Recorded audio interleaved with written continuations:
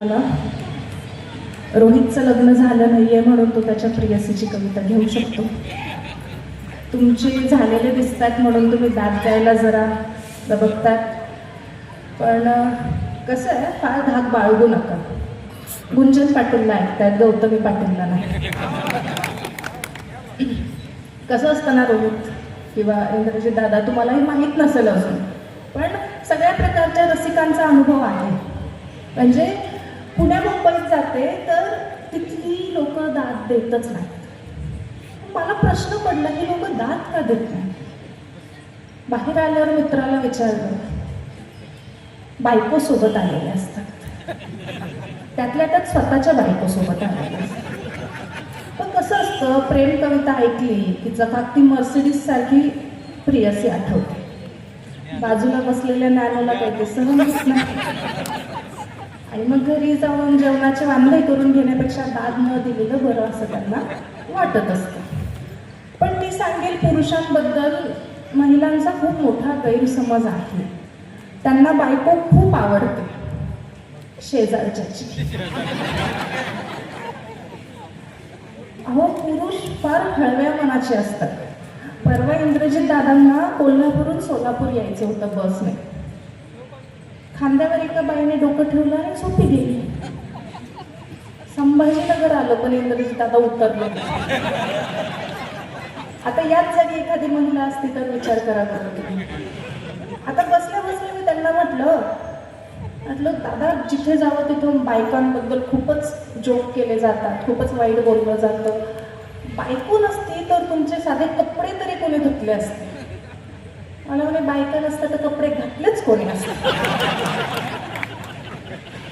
असा हा बायकोचा विषय आहे. म्हणून प्रेम कविता घेण्यापेक्षा बायकोवरची कविता घेऊया. बायकोची कविता घेते. बायकोची कविता असल्यावर दाद द्यायची. प्रेमाची असो नसो, बायकोच्या कवितेला दाद नाही दिली तर मग घरी जाऊन जेवणाचे तुमचे वांदे होऊ शकतात. कविता ऐका की थोडी सादगी हवी, थोडी सादगी हवी, थोडी अदाही असायला पाहिजे. की थोडी सादगी हवी, थोडी अदाही असायला पाहिजे. बायको हवी हक्काची आणि गर्लफ्रेंड सारखी दिसायला पाहिजे. नाजूक चेहरा, मिल्की स्किन, झिरो फिगर असायला हवी. नाजूक चेहरा, मिल्की स्किन, झिरो फिगर असायला हवी आणि मित्रांच्या बायकांमध्ये आपलीच उठून दिसायला हवी. हे सारेच पुरुष स्वप्नाळू कवीसारखी का हो वागतात?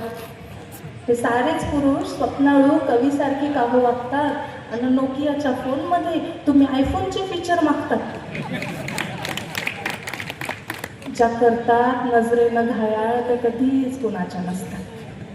ज्या करतात नजरेनं घायाळ त्या कधीच कुणाच्या नसतात आणि वरतून फुलपाखरू दिसणाऱ्या आतून मधमाशा असतात. इतक्या मोठ्याने वा म्हटले, डसलेली दिसते. वरतून फुलपाखरू दिसणाऱ्या आतून मधमाशा असतात.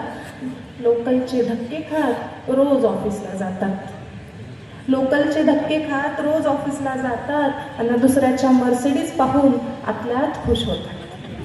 आता खरंच सांगा, त्यांच्या मेंटेनन्सचा खर्च तुम्हाला परवडणार आहे का?